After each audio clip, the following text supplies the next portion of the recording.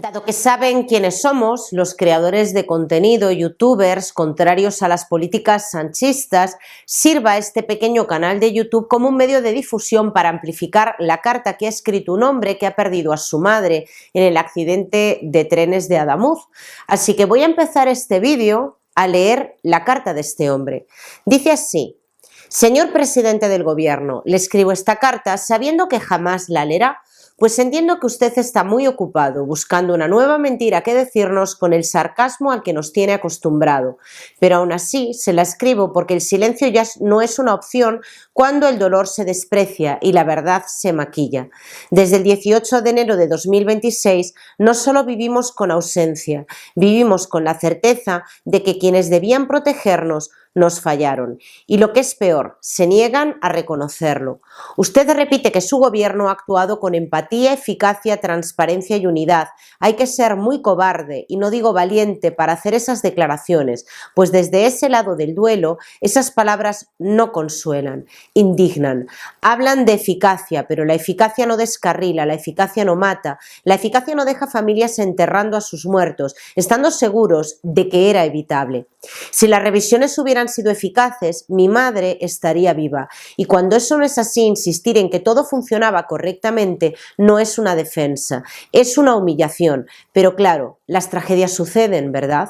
Y mientras tanto se aplaza un funeral de Estado sin explicación, o mejor dicho, omitiendo la verdad. Pero no se preocupe, el pueblo que salva al pueblo junto a la diócesis lo tendremos para despedir a las víctimas en el funeral religioso que merecen. Pero entendemos que usted se sienta fuera de lugar, tal vez porque a usted le incomoda más la Iglesia que pactar con quienes jamás han condenado el terrorismo, tal vez porque teme más una cruz que al propio Bildu. Resulta doloroso comprobar que quien llega a acuerdos políticos con quienes han respaldado el terror muestre tanto recelo ante un acto religioso que solo busca consuelo, respeto y dignidad para los muertos. La mejor y quizás la única decisión responsable que le queda no es otra que marcharse antes de seguir dañando a una nación profundamente herida. A nosotros ya nos han destrozado la vida. No termine de destrozar España. Atentamente, un hijo que llora a su madre, una familia rota y unos ciudadanos que ya no se sienten representados. Dios estaba allí. Quien escribe la carta se llama Fidel Sáenz de la Torre y yo la estoy leyendo directamente de su perfil de Instagram. El presidente del gobierno, como dice este hombre en su carta, no acudirá al funeral religioso que se celebrará en pocos días en Huelva, donde han fallecido la mayor parte de las víctimas, de donde eran las víctimas. Hoy, Pedro Sánchez tampoco ha comparecido, pese a estar citado en el Senado, a petición del Partido Popular, que, como saben, tiene mayoría en el Senado. Quien ha acudido es Óscar Puente. Y Óscar Puente ha dicho que él ha dado la cara desde el primer momento, que ha dicho lo que sabía. No se debió de informar bien, porque al principio dijo que se había reformado íntegramente la vía, ahora dice que la vía no se reforma nunca íntegramente y que se reforman las partes que parece ser que están dañadas. Yo estoy segura, señores, de que esto era evitable. Han hablado muchos ingenieros que dicen que con las muescas que fue dejando en el tren y en trenes anteriores, esto se hubiera visto con una simple inspección. Así que las labores de mantenimiento no se están haciendo como deben hacerse. Óscar Puente insiste en que da la cara. Mire, la misión del ministro de Transportes no es solamente dar la cara. Por supuesto, esto va en el puesto de trabajo, dar la cara, dar explicaciones, responder a las preguntas de los periodistas, de todos los periodistas, de todos los ciudadanos, diría yo, aunque resulten molestas. La misión que tiene el ministro de Transportes es que el transporte en España funcione con eficacia y seguridad. Con eficacia no funciona desde el mismo momento en el que día tras día estamos escuchando noticias de retrasos en los trenes, de averías en los trenes. Señores, ¿qué ha pasado? Hace una semana. Verán que corto partes del vídeo porque vuelvo a las andadas otra vez con mi tos y es imposible grabar el vídeo del tirón. ¿Qué es lo que ha pasado hace unas semanas? Bueno, pasó que murieron muchísimas personas, pero, señores, esto es garantía, como dicen los medios de comunicación afines al régimen, que cuando hay incidencias y se comunican las incidencias es garantía de seguridad? Si se atienden esas incidencias, estoy segura de que sí. Pero ¿y si no se atienden?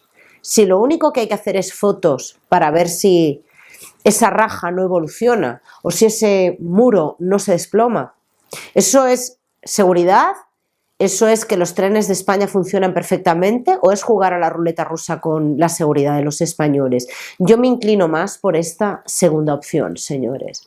Seguramente mañana, cuando termine, porque en el momento en el que les estoy grabando este vídeo, Óscar Puente todavía está en el Senado respondiendo a las preguntas del resto de los partidos políticos, les haré un resumen de lo que ha dicho, pero ya les digo que nada nuevo bajo el sol. Espero que estas diligencias de investigación que se han abierto para investigar al ministro Óscar Puente por un presunto delito de homicidio imprudente sirva para que ponga encima de la mesa toda la documentación, fotografías, no sé, todo de lo que pueda hacerse valer el ministro de Transportes para defender su gestión al frente del Ministerio de Transportes. De momento hay una noticia que quiero hablar de ella en el vídeo de hoy y que tiene que ver con uno de los escritores intelectuales más conocidos de este país. Se llama Arturo Pérez Reverte, todos le conocerán, porque Arturo Pérez Reverte, junto con otros tantos de izquierdas, del sanchismo, como Bolaños o Carmen Calvo, iban a participar en unas jornadas en las que se iba a hablar de la guerra civil. La jornada, bueno, eran 2 días de jornada, me parece que eran 2 días, he leído en prensa que eran 2 días o que iban a empezar 2 días, seguramente eran más días. Estaba compuesta por debates, charlas sobre la guerra civil, la guerra que perdimos todos, dijo Arturo Pérez Reverte, así es como se tituló. Bueno, pues estas jornadas han tenido que ser canceladas porque un hombre, un joven, no sé qué edad tendrá, llamado David Uclés. Yo no sé quién es David Uclés. Sé que de manera recurrente en redes sociales me sale un hombre hablando con una estética, no lo sé, algunos dicen que esto es moderno. De hecho, Arturo Pérez Reverte hace 4 horas ha puesto este tuit. Antes los héroes de las pelis llevaban espada, revólver o gabardina. Hoy, para ser interesante, en el cine debes parecer complejo.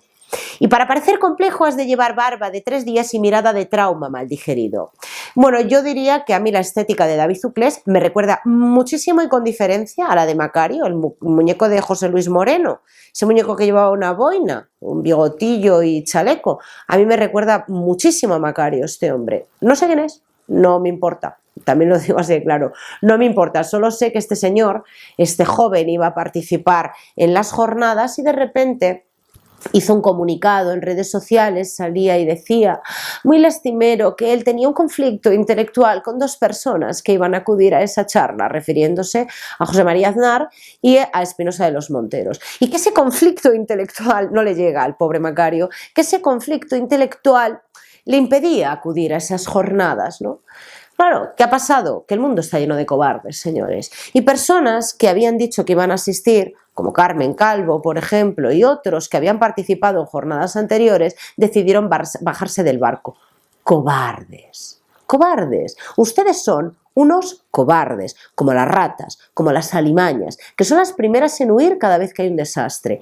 Cobardes. Personas ya que tienen pelos en la entrepierna y peinan muchas más canas que yo, ¿eh? Señores, que algunos de ellos ya tienen el pie más cerca del otro barrio que de este. Son cobardes. ¿Y por qué son cobardes? Porque aunque Podemos es un partido que no tiene pues muchos votantes, es un partido que tiene cogido por los mismísimos cojones al presidente del gobierno y utiliza esa fuerza pues para intentar aplastar al disidente, como por ejemplo han intentado hacer, y no voy a decir que lo han conseguido, han intentado hacer con Arturo Pérez Reverte, que ha escrito un comunicado, es bastante larguillo el comunicado, pero se lo voy a leer, está puesto también en su perfil de X. Comunicado de Arturo Pérez Reverte y Jesús Vigorra, coordinadores de letras en Sevilla, las jornadas. Pequeñita la letra, espero leerla bien. La intención expresada en las redes sociales por grupos de ultraizquierda proponiendo manifestarse de forma violenta ante el lugar donde está previsto celebrar la 11ª edición de Letras en Sevilla, 1936, la guerra que todos perdimos, la semana próxima nos hace aconsejar a Cajasol que que aplace hasta nueva fecha los debates anunciados. Tal es el resultado de una campaña intolerable de presiones que desde el partido Podemos y medios afines se ha estado ejerciendo sobre algunos de los participantes, a fin de hacerles renunciar a su intervención en unas jornadas cuyo contenido estos conocían perfectamente y cuya asistencia habían confirmado hace meses sin plantear objeción alguna. En el programa de entrevistas y debates, como es habitual en Letras en Sevilla, se incluían encuentros con personalidades destacadas de la vida española, historiadores de prestigio, militares especializados y políticos de diversas tendencias ideológicas, un conjunto equilibrado, ecuánime y de altura intelectual. Solo Vox, como ya ocurrió en anteriores ediciones en Letras en Sevilla, y Gabriel Rufián se habían negado a asistir. Sé, pues algo que he de decir, esto no lo sabía, algo que me parece mal. Lo digo así de claro. Se procuró cuidadosamente que estuviesen representados todos los puntos de vista posibles, desde el expresidente José María Aznar al actual ministro del Gobierno Félix Bolaños y la presidenta del Consejo de Estado Carmen Calvo, que confirmaron su asistencia, como también lo hicieron el coordinador de Izquierda Unida Antonio Maillo, el expresidente de la Comunidad de Madrid y el exministro Alberto Ruiz Gallardón, el expresidente de la Comunidad de Madrid, la vicesecretaria del PSOE de Andalucía, perdonen porque es que lo estoy leyendo directamente de Twitter y lo veo tan pequeñito, María Márquez, el expolítico Iván Espinosa de los Monteros, el teniente general Félix Sanz Roldán, el director de cine Alejandro Amenábar, el actor Juan Echanove y los historiadores Juan Pablo Fusi, Enrique Moradiellos, Pilar Martínez Baseur, Manuel Álvarez Tardío, Gudmaro Gómez Bravo, Cira Vox, Fernando del Rey y Julián Casanova, entre otros nombres de extrema solvencia y reconocido prestigio. Una semana antes de iniciarse las jornadas y sin previo aviso a la organización, el novelista David Uclés, cuya asistencia estaba confirmada por él mismo para una conversación con el escritor Luis Mateo Díez sobre guerra civil, juventud y literatura, que conocía perfectamente desde hacía meses el programa de las jornadas, anunció en redes sociales en un tono lastimero e infantil que ofende cualquier inteligencia su renuncia a participar debido a la presencia de Aznar y Espinosa de los Monteros. O sea, este señor, el David Uclés, este joven, hace lo mismo que Cristina Fallarás. No pueden compartir espacio físico siquiera una persona que piense diferente. España se les queda pequeño. España, vamos, o la tienen que partir por la mitad o tenemos que llegar al conflicto social para que esta persona viva tranquila. Su sorprendente anuncio, como si estuviera concertado de antemano, abrió lugar inmediatamente a una serie de intensas presiones personales desde el partido Podemos y sus medios políticos afines de extrema izquierda, en una desagradable campaña ejercida en las redes sociales y otros ámbitos, a las que se sumó el director del Instituto Cervantes, Luis García Montero, cuya esposa, la fallecida novelista Almudena Grandes, participó gustosamente en otras jornadas de letras en Sevilla denominadas Literatura y Guerra Civil. Estos son a los que yo me refiero como cobardes.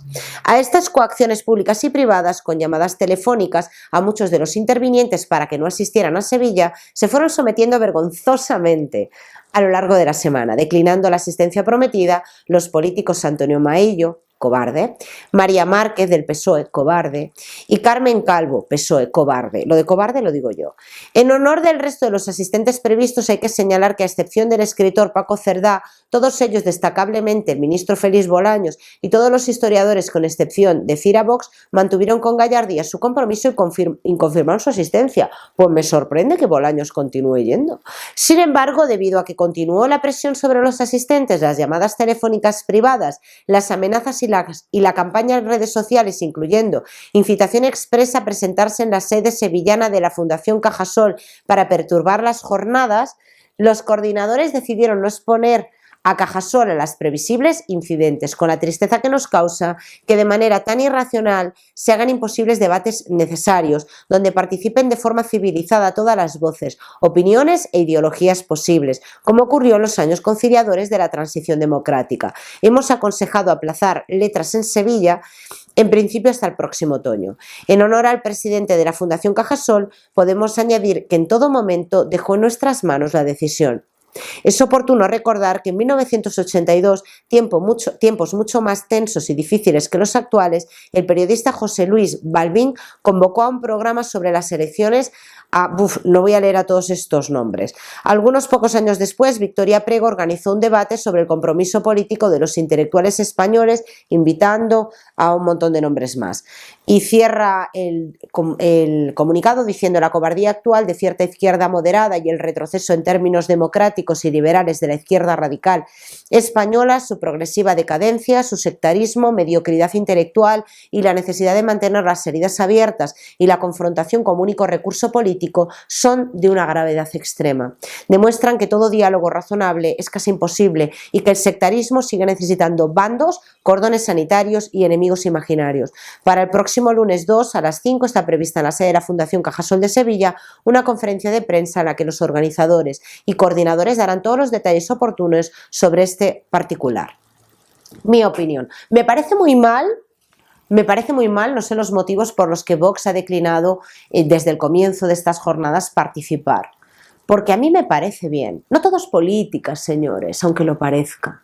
Creo que por encima de la política está la estabilidad de la nación. Y me refiero a que la gente pueda hablarse, mirarse a la cara, conversar, tener conversaciones de ascensor, ir a hacer la compra, tener familia, reunirte con tu familia, saber que no todos pensamos igual, pero podemos vivir civilizadamente. Y por ese motivo es necesario que hablemos, que expongamos nuestras ideas sin soliviantarnos. Y yo soy la primera que lo he dicho. En mi familia mayormente son de izquierdas. Yo no voy a anteponer jamás en mi vida una idea política a mi sangre.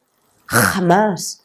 Los españoles estamos como estamos porque nos han convencido de que tenemos que odiarnos, porque los perroflautas no encontraron otro trabajo mejor y Zapatero encontró ahí la fórmula mágica, que a río revuelto ganancia de pescadores, y si él sembraba la semilla del mal y volvía a abrir heridas del pasado, ganaban unos y ganaban otros, ganaban los de su signo político, pero también ganaban los del otro. Y así estamos, donde hoy en día nos entretenemos más con las noticias de política, y de ahí el auge de canales como el mío, que de las series de televisión, de leer una novela, de ver un buen partido de fútbol. No, a día de hoy estamos todos, y me incluyo, pendientes de las noticias de política, y nos tienen a nosotros bailando. ¿Saben ustedes? Yo no les digo que tengan que renunciar a su ideología, yo no voy a renunciar a la mía, a defender con ímpetu lo que yo creo que es lo correcto,